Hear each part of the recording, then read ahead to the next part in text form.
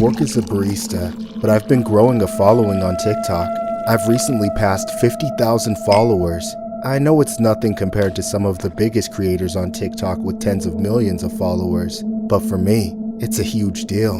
One day, I hope I can quit the coffee shop and be a full-time content creator. The only real drag about being a TikToker are the creeps. I've always attracted my fair share of thirsty weirdos on the internet, but ever since I've been trying to do TikTok, it's been a million times worse. Every time I post a video, 80% of the comments are well-meaning, but then the other 20% are nauseating remarks about my body and disgusting things people want to see done to me. All these creeps are telling me to get an OnlyFans, but I have no intention of ever doing that.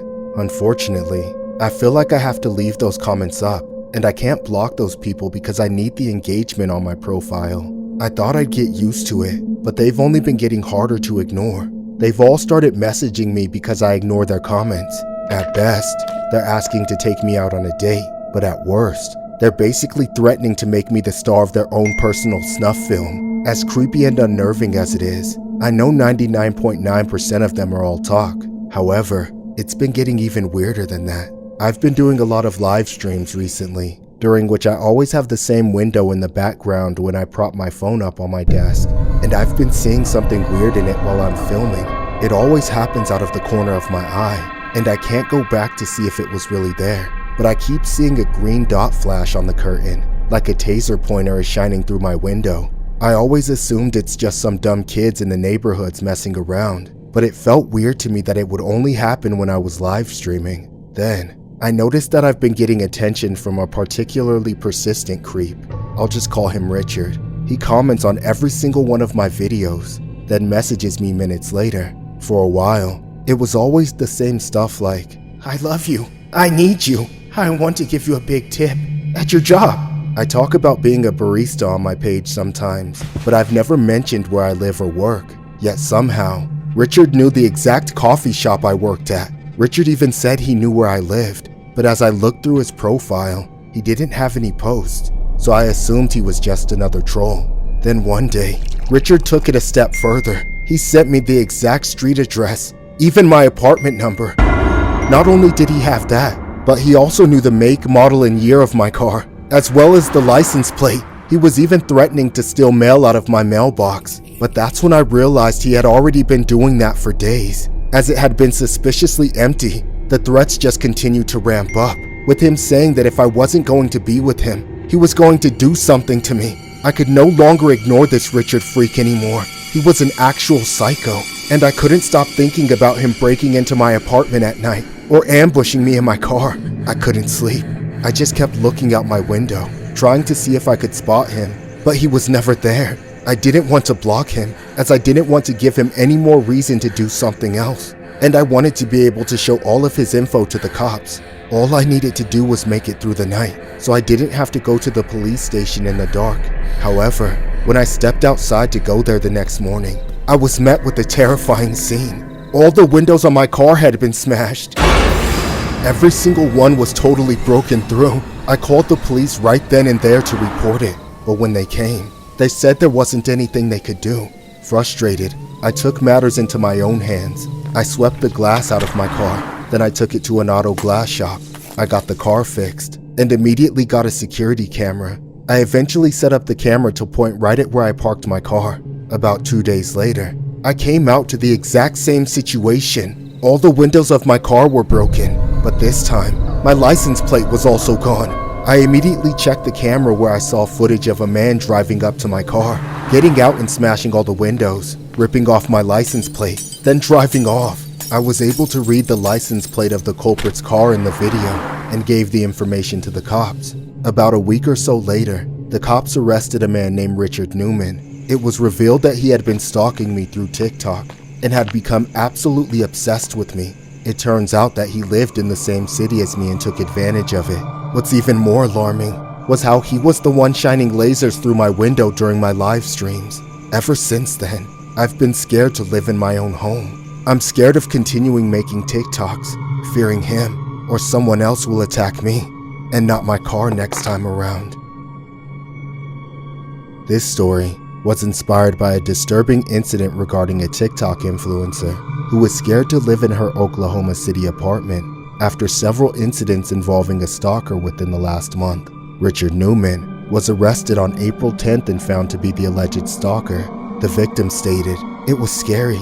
I would get messages telling me they knew where I lived and to do whatever they say.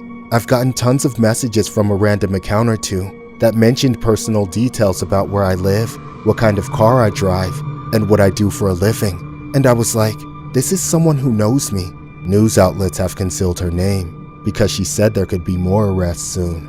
Her TikTok handle, according to the documents, is at Rubber Ducky Joe, or simply Joe.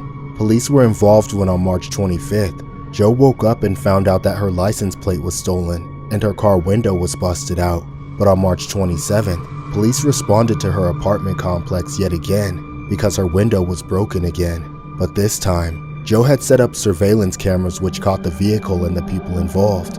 On March 28th, documents detail that Joe called the police again due to harassment online. This is when the comments became more personal and became threatening.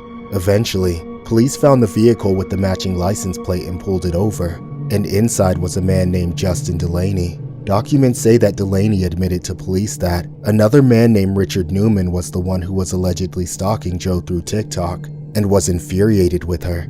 He also allegedly gave money to Joe's account because he liked her so much. It's also alleged that Newman would watch Joe's TikTok, and when she went live, he would shine a laser pointer in every window at her apartment complex to find out which specific apartment she lived in. Despite the confession, Delaney was arrested and charged. Joe said that she knows there are others who are stalking her, and that more arrests could come as a result. Newman faces several charges including larceny, stalking, assault, and more. His bail is set for $100,000, and he sits in Oklahoma City jail.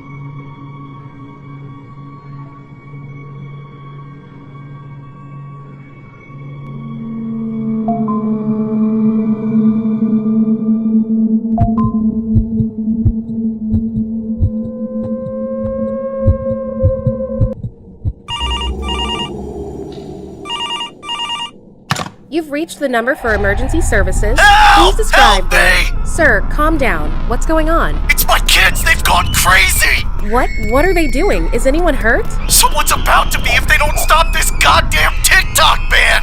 Excuse me, sir? You heard me, bitch! I need the TikTok ban to stop before someone gets hurt out here! You got that? Sir, I'm afraid I'm not able to do that. Why don't you just tell me your address and I'll send someone over? Help! Please, you have to help me! Bring back TikTok! Help! Sir?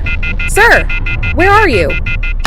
When I got my first call that night from someone freaking out about TikTok being banned, I'll admit, I found it pretty amusing. I mean, every single day as a 911 operator, I get calls about robberies, kidnappings, murders, all sorts of stuff. In comparison, hearing people crying over a social media app is just silly as hell. I've never been a big social media person. I have all the apps, but I never use any of them. I just don't understand how people can get interested in having fake conversations with random people they don't know.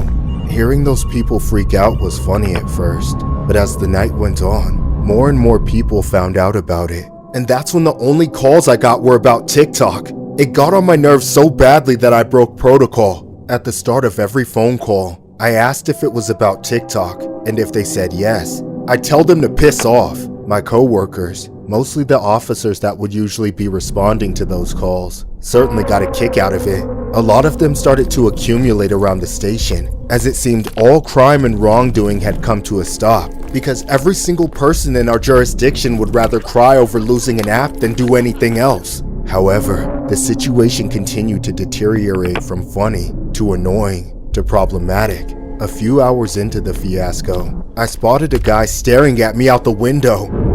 He looked vaguely familiar, like I already knew what his voice sounded like. That's when I realized he must have been one of those guys I had on the phone earlier, who claimed to be a famous TikTok star. I'd probably seen one of his videos and forgot about it, so I asked Michael, a nearby officer, about it. Hey Mike, you see that guy over there? Oh yeah, I know him. I follow him. Or I guess I used to.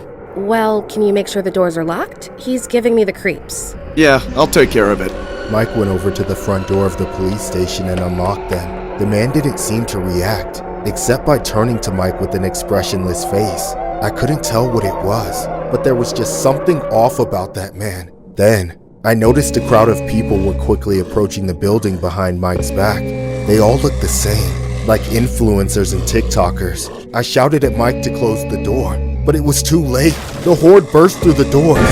The swarm pushed through and flooded in like a horde of zombies. They overran the station, piling onto the officers and ripping them to shreds. I was in utter shock, unable to flee as I saw my co-workers and friends being eaten alive. All the while, the TikTok freaks kept pouring into the building, and they eventually turned on me. I sprinted away looking for an escape, but all the exits were swarmed, and I realized there was nowhere for me to run. With no other option, I jumped into the janitor's closet and locked myself inside. I couldn't find the light switch, so I was sitting in darkness, listening to the sounds of the catastrophe outside. I tried to cover my ears, but I could hear everything.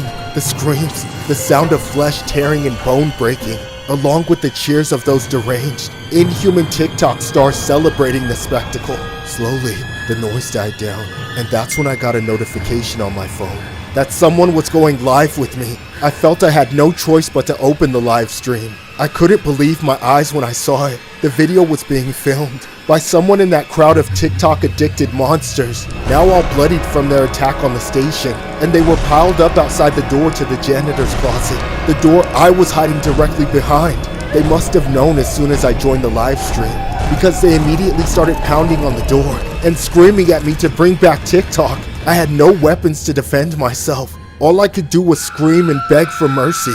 Unfortunately, the door didn't hold for long, and within seconds, they were on me, and I ended up like everyone else in their path.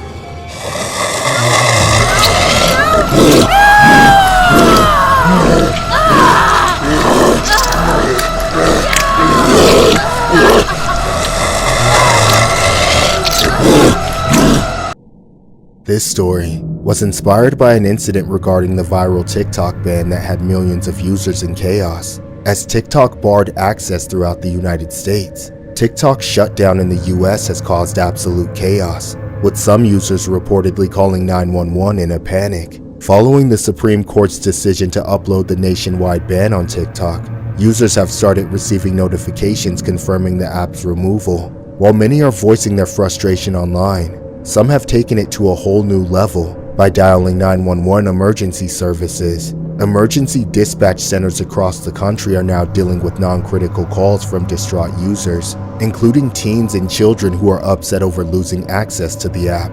One bizarre 911 call from Anoka County, Minnesota, even involved a caller who was described as incoherent while professing their love for TikTok. Imagine being a dispatcher expecting a real emergency, and instead hearing someone crying over losing their For You page. Officials are now urging the public to stop using emergency hotlines for non-urgent matters, warning that it diverts critical resources away from actual emergencies.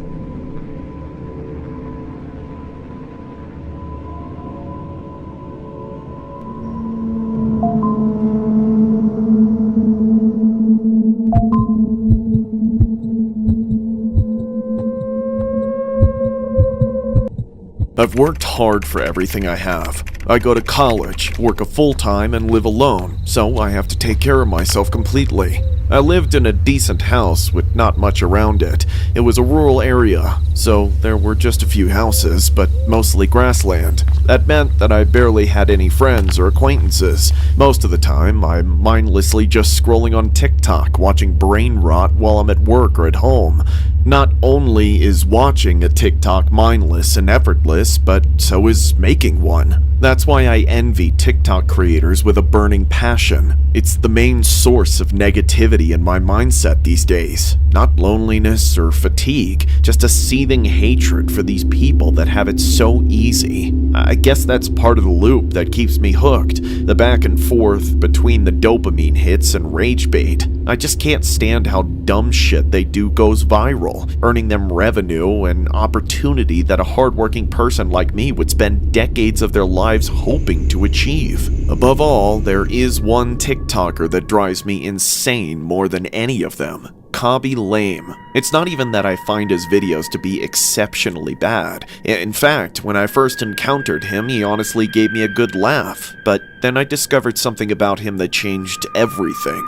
The guy was my next-door neighbor. When I recognized him, there wasn't a hint of celebrity worship. It was all rage. I worked 60 hours every week to afford my house, and there he was living right next to me with the money he made from putting out a 30-second video every couple days. I always see him through the windows filming his stupid videos, not even bothering to say a word.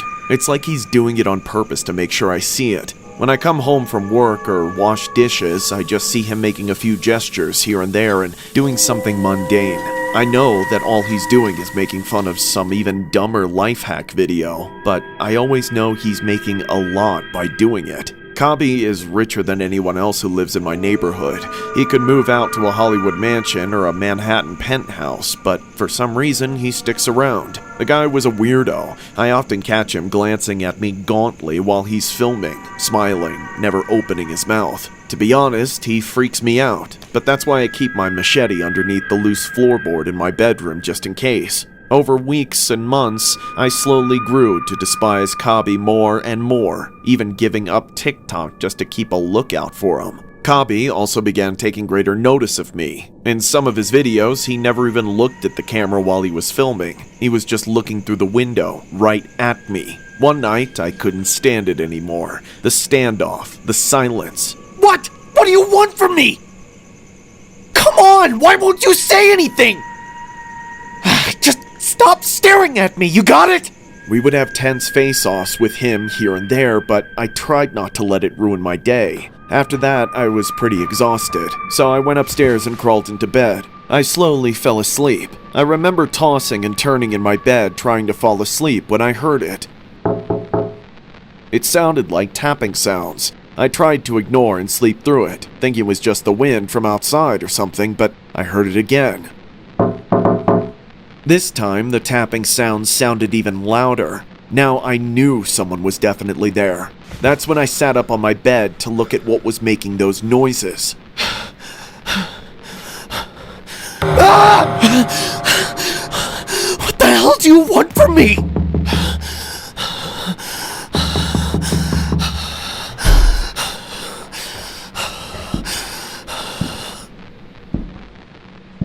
Oh, no, no, no!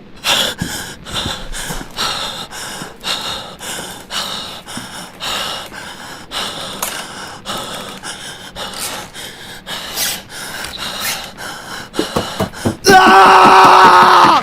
Ah!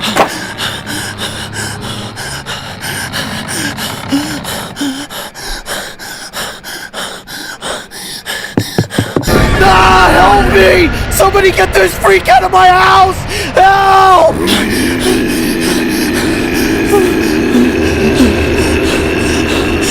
What? What does that even mean? Why won't you just talk? You better get the F out of my house! What? How? Where did it go?